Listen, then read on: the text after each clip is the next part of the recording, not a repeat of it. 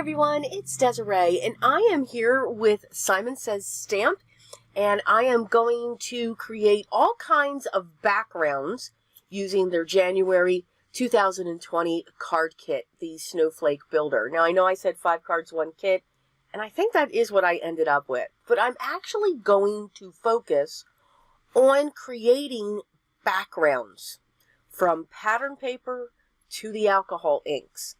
So these are just some of the items that came in the kit real quick.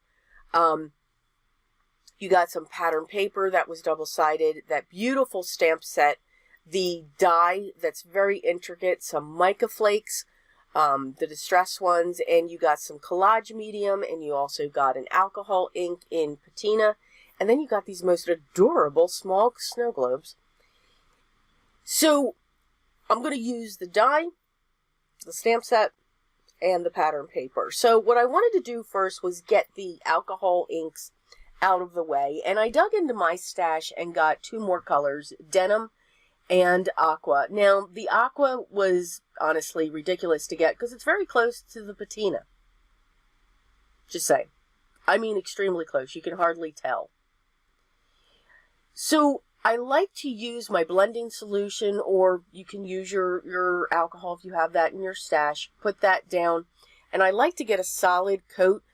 I use alcohol inks, but I'll be honest with you, I'm not proficient with them. It's something that they make beautiful backgrounds, but I really don't grab for them that much.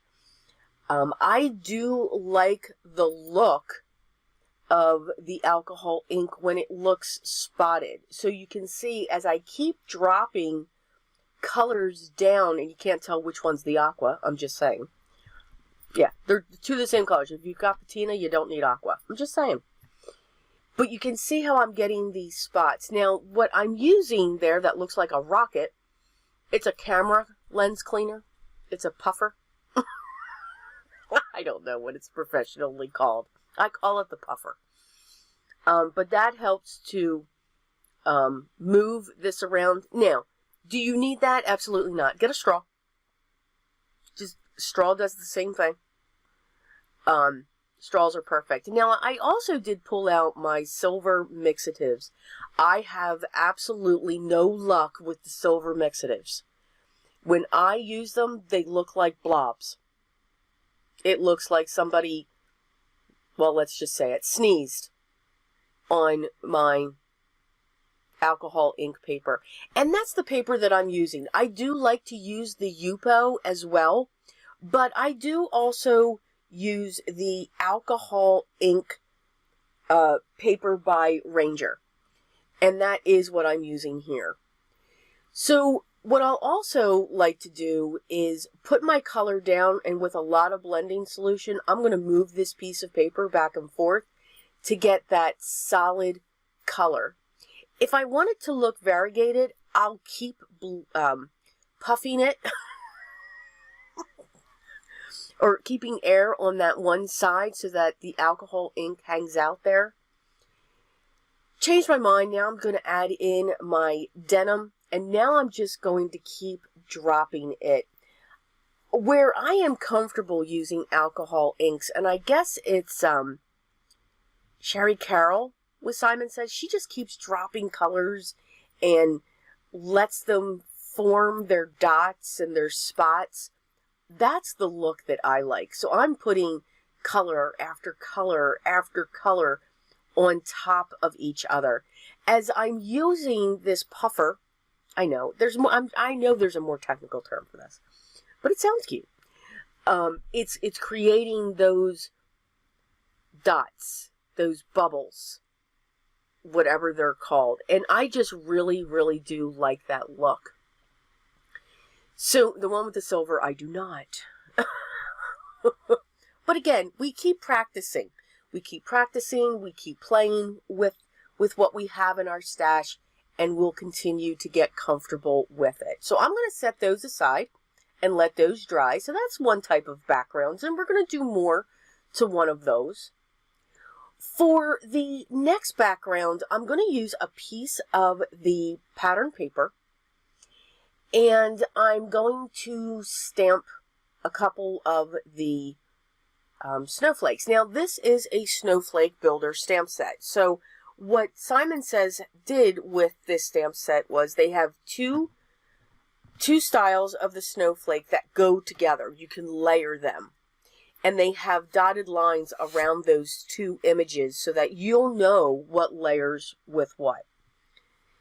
So I'm putting down the first layer. I'm using my VersaFine ink. I prepped my page with my anti-static tool. And I pulled out my Wow Cloud 9 embossing powder. And I'm just going to stamp that, cover it with the embossing powder, and then I'm going to heat set it. And then I'm going to come in with the second layer. So I want this heat set before I come in, because the second layer creates this beautiful, you know, more swirls and twirls are going to come in on this snowflake than what is there right now.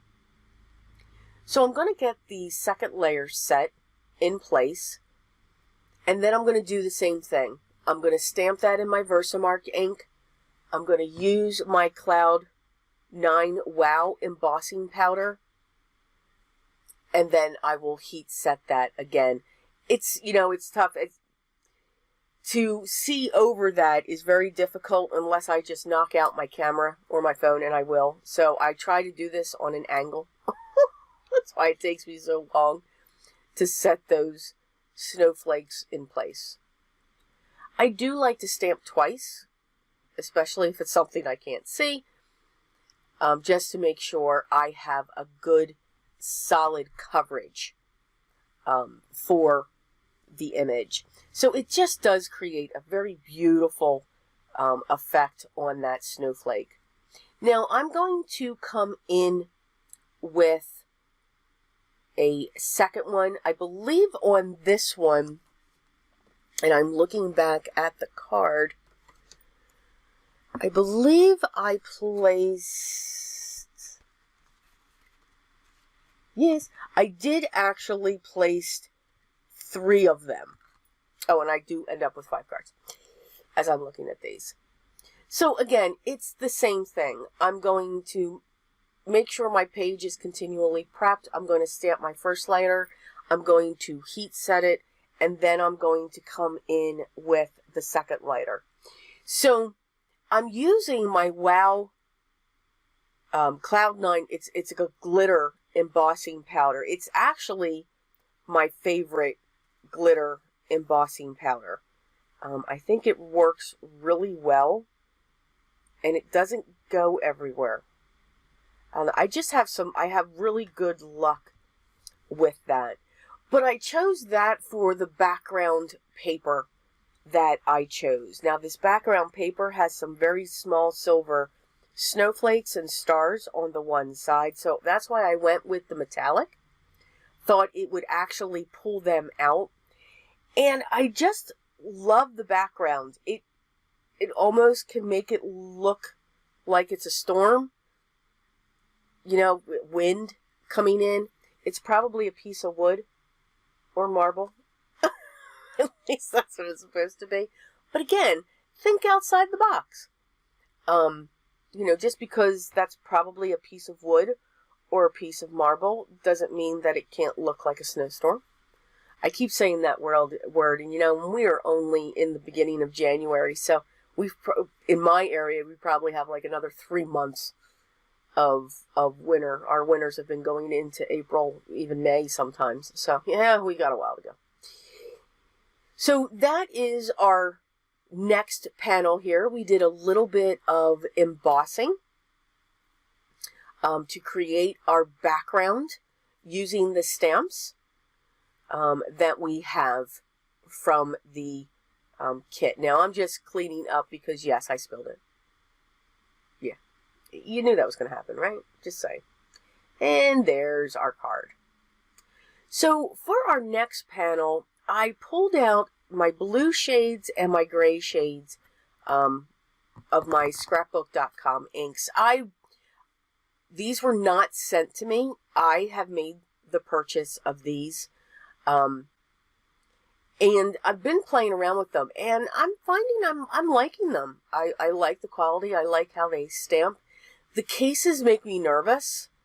Yes, they are like the Altenew cases, and I find I just have a difficult time gripping them. You know what that means. They go flying across the table. Just saying. I'm just saying. So that's something. If you have, maybe some arthritis in your hands, or something like that where it's tough to grip, you do have to have a grip on these sometimes because they actually do snap together. As you can see, we're going to use the stamps, and we're going to just build upon each of these snowflakes using just the different colors between the blues and the grays. Now, the blues, you've got 4 shades, and they are clearly numbered. They give them a name, and then there's a number after it, and you'll know the set that they belong into. So that's something that Scrapbook did really well. So these, as I said, are the blue. So you'll see blue-1, blue-2, so on, 3 and 4. So, if these get separated, you know how to group them back together. You don't have to look back on a chart or anything else like that. Now, for their grays, there's 3 of them. There's only 3 shades in the grays. And then there's another set that only has 3 shades. So, but for the most part, each of the colors is a 4-color layered effect. So you can see I'm still stamping around here, just filling in my background. Now, I'm only going to have these 4 main snowflakes standing out. I am going to take the largest of the snowflakes from the stamp set, and I'm going to use the Fog. That's their lightest shade of gray, and I'm just going to stamp all over the place. I don't care if I'm stamping over the snowflakes that I've already stamped, because again, it's light. It's not going to affect any of those that I've already stamped. Now, know that the scrapbook.com, they are hybrid inks. So now I'm just filling in with a smaller stamp, just filling in those white areas, going even over the centers of the large snowflake that I put down. And that's our next background. So you can use your stamps to create your own pattern paper, to create your own images to be throughout that background. And you can get that effect. So I'm going to use the die, and I've die cut it 3 times out of that beautiful flourish type pattern paper. And we are going to create a shaker card. So I just have these 3 images going up through this, and I've double layered my Scotch 3M tape, and now I'm just going to go to town, cutting it and putting it around the outside and around those cut areas. Now, I don't leave all of that in there because I use a lot of double-sided tape, and you don't need to see that. So we will change over. So I'm removing the release paper of my Scotch tape, and I'm actually going to fill this section in with the mica flakes. Absolutely love them. I think they are absolutely gorgeous. Now, you could have also used the alcohol ink, just a drop or 2 to give them color, which I think is really cool. You can hear they make a sound in that, but it's just a faint iridescent snowfall that happens behind those snowflakes. So I just thought that was really cool. Different. Very different. So I'm going to be using another piece of the pattern paper for the background. So I've cut that to size, and this panel is cut to be 4 1/4 by 5 1/2. All of my bases, or the backgrounds that I created, are cut 4 1/4 by 5 1/2. I'm now going to use that die again, And I'm going to use the silver glitter, a piece of white, and a piece of Desert Storm. And I'm going to inlay those back in front of these cutouts. Now, you didn't have to do that. You could keep them open like that. You could have just covered one. So again, you know, you can do many different things. I'm going to use my liquid adhesive to set all of these snowflake die cuts in place. And I will definitely be using my tweezers for that. And since it is going on the acetate, I do want to make sure I actually use my tweezers to push that down, because I could not get to my large acrylic block. I don't know where it went, but it's somewhere. So now I'm just setting down the white snowflake into place, and then we will set the Desert Storm. Now, those snowflake die cuts that I have off to the right, I will save them and use them in another project. There is a section that is missing on some of them because these do overlap in the one corner as they move up the card. But that doesn't mean I can't put something else there just to hide that, whether it's a gem, a sequin, or anything else we're looking at.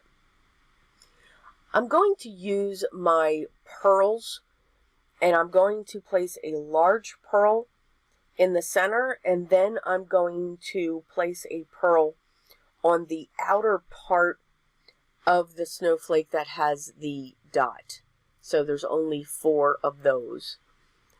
So you could see on the Desert Storm, I'm actually highlighting those. And that's where these snowflakes intersect.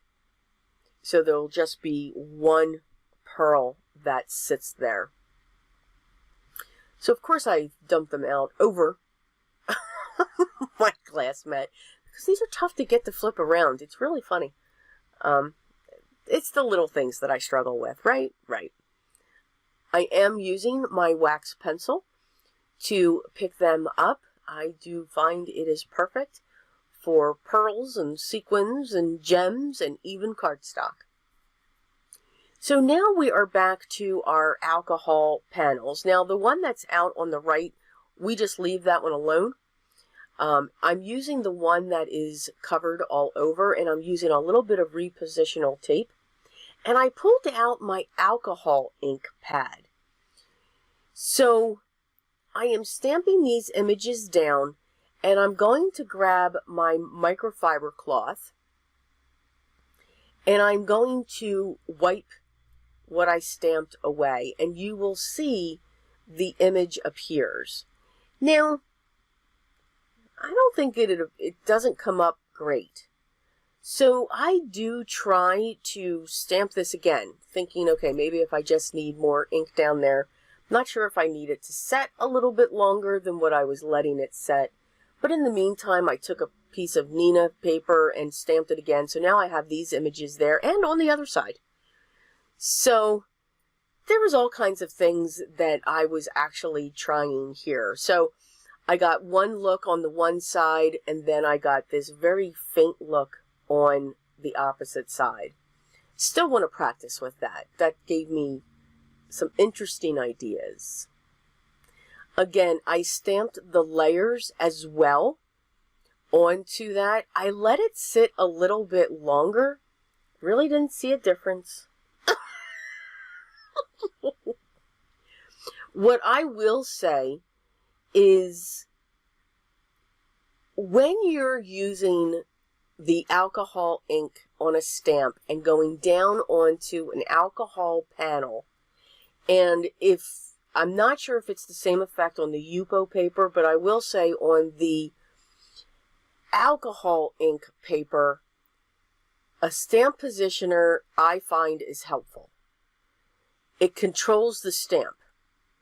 If you hand stamp it, one of those stamps just slid all over the place. I mean, it just went to town. So these are the backgrounds that we created. So I've got a shaker, I've got pattern paper, I've got some alcohol ink backgrounds. I use my alcohol ink pad. Here I just use the pattern paper in the upper left-hand corner. I cut it down to size. It was perfect. So these are the cards that are, or the final cards that I made from the kit, meaning I added a sentiment to them. And pretty much that's all you need. Now what's great with this stamp set, you have from holiday sentiments all the way up to grateful, thankful sentiments. So it's very versatile throughout the winter months. So I do hope you enjoyed these projects. I hope I gave you some ideas for you to create your own backgrounds and maybe some ideas if you receive this kit. All the products that I used will be linked down below. And by all means, if you have any questions or comments, please leave those down below the video description, and I will get back to you as soon as I can. I want to thank you so much again and always for stopping by and taking the time to watch this video. If you haven't already, I'd love for you to subscribe, be part of my group. Make sure you ring the bell so that you know when the next video is live and you don't miss it, and don't forget the thumbs up. I hope you are having a great day, a wonderful 2020 so far, but always remember what's most important to me. Always be creative.